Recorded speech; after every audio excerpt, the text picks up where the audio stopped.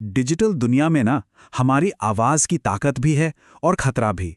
लेकिन जब कोई आवाज नफरत फैलाने लगे तो उसे कैसे रोका जाए? आज हम भारत के एक राज्य में लाए जा रहे एक नए कानून के बहाने इसी बड़ी दुविधा को समझने की कोशिश करेंगे। चलिए सीधे मुद्दे पर आते हैं। ओडिशा के इस नए बिल में सबसे कठोर सजा यही है 7 साल की जेल। मतलब ये मामला कितना गंभीर है इसका अंदाजा यहीं से लग जाता है। तो कहानी शुरू होती है उड़ीसा के इस नए कानून के प्रस्ताव से। राज्य के लेवल पर ये एक बहुत अहम कोशिश है कि नफरती भाषण पर लगाम लगाई जाए। आइए जरा इसके अंदर झांक कर देखते हैं। इस कानून को ना बहुत पावरफुल बनाया गया है। अपराध को संज्ञेय और गैर जमानती बनाने का मतलब है कि पुलिस बिना वारंट के गिरफ्तार कर सकती है और जमानत मिलना भी समझिए बहुत मुश्किल होगा। इतना ही नहीं, एक अधिकारी को डिजिटल कंटेंट हटाने का अधिकार होगा और हाँ, पहली बार संगठनों को भी सीधे सीधे जवाबदेह ठहराया जा सकेगा। अच्छा, तो सबसे बड़ा सवाल यह है कि आखिर ये हेट स्पीच है क्या? इस कानून के मुताबिक कोई भी ऐसी बात जो धर्म, जाति, लिंग या भाषा जैसे कई आधारों पर लोगों के बीच नफरत फैलाए, वो हेट स्पीच मानी जाएगी। इसका दायरा देखिए, काफी बड़ा रखा गया है। ठीक है, तो ये तो हुई ओडिशा की बात। पर सवाल ये है कि पूरे देश में इसको लेकर पहले से क्या नियम कानून है? चलिए अब राष्ट्रीय स्तर पर जो कानूनी ढांचा है उसे समझते हैं। तो देखिए, हर ऐसे कानून के दिल में ना संविधान की यही कश्मकश होती है। एक तरफ है आर्टिकल 19(1)(a) जो हमें बोलने की आज़ादी का मौलिक अधिकार देता है, तो दूसरी तरफ है आर्टिकल 19(2) जो कहता है कि भाई सार्वजनिक व्यवस्था के लिए इस आज़ादी पर उचित प्रतिबंध लगाए जा सकते हैं। सारा खेल इसी संतुलन को साधने का है। सुप्रीम कोर्ट ने भी आप देखिए पिछले कुछ सालों में इसी संतुलन को बनाने की खूब कोशिश की है। 2014 में कोर्ट ने सरकार से कहा कि हेट स्पीच की परिभाषा बनाओ। फिर 2015 के ऐतिहासिक श्रेया सिंघल केस में बोलने की आज़ादी का दायरा बढ़ाया गया। लेकिन फिर हाल ही में 2022 में कोर्ट ने एक बहुत कड़ा रुख अपनाते हुए पुलिस को नफरती भाषण पर शिकायत का इंतजार किए बिना खुद एक्शन लेने का आदेश दिया।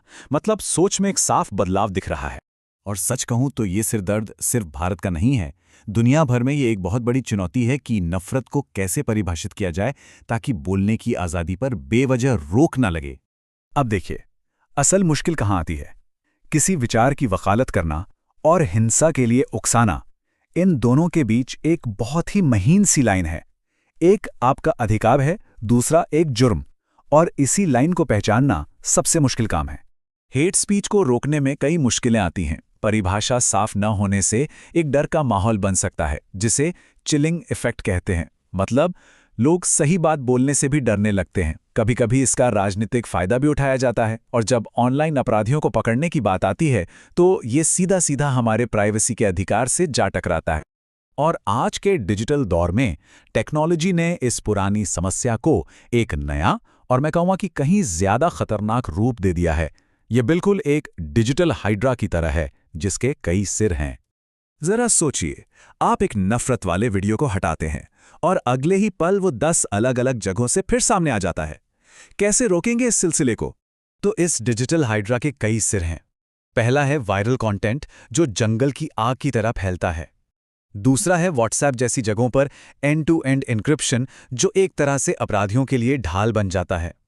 तीसरा है सोशल मीडिया के एल्गोरिदम जो हमें एक ही तरह की सोच के कुएं में धकेलते जाते हैं।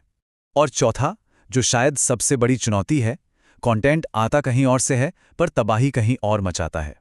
ठीक है, प्रॉब्लम तो बहुत हैं, पर क्या इसका कोई सल्यूशन भी है? चलिए अब इस पे बात करते हैं कि इस मुश्किल से निपटने के लिए हमारे तरकश में क्या क्या तीर हो सकते हैं। भारत में एक्सपर्ट कमिटियों ने पहले भी इस पर सुझाव दिए हैं। जैसे विश्वनाथन कमेटी ने कहा 2 साल की सजा दो, तो वहीं बेजबुरुआ कमेटी ने कहा नहीं, 5 साल की सजा होनी चाहिए। इससे पता चलता है कि सजा कितनी हो, इस पर भी एक्सपर्ट्स एक मत नहीं है।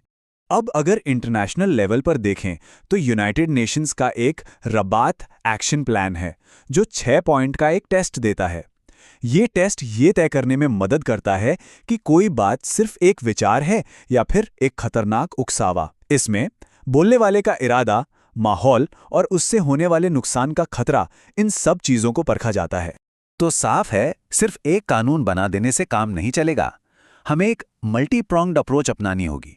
मतलब एआई का इस्तेमाल करके कंटेंट को फैलने से रोकना, केस जल्दी निपटाने के लिए फास्ट ट्रैक कोर्ट बनाना, स्कूलों में बच्चों को मीडिया लिटरेसी सिखाना और हाँ, दुनिया के देशों का आपस में सहयोग बढ़ाना, ये सब मिलकर ही एक असरदार समाधान बन सकते हैं।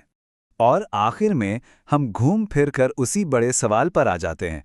आज के इस दौर में जहां एल्गोरिदम्स ये तय करते हैं कि हम क्या देखेंगे और जहां कोई भी गुमनाम रहकर कुछ भी कह सकता है, क्या कोई भी एक कानून आज़ादी और सुरक्षा के बीच वो परफेक्ट बैलेंस बना सकता है?